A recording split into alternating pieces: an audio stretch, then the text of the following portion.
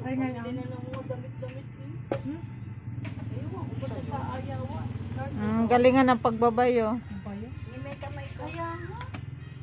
Kaya sa tanda na. Hindi na nanawa sa alagain. Alagain na nga yung kanyang matandang nalagaan.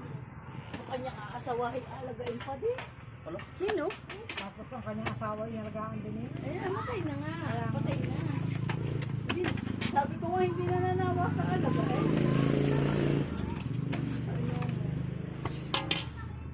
Ang dami naman, gagamitin ko ba lahat? Parang umayaw yung mga hipag yata nung mama. Ating bang lolo pa kayo ng lahat? Para lalagyan na lang ng ano mamaya. Walang mga gatas at tasukal. Ay, ang tagal naman na eh. Kung wala sana yung dalawang ilo. Wala na kayong pasawag sa mga yan. Kahit pan-chat, online yung mga yan. Check mo nga pa rin, Dok. Oh,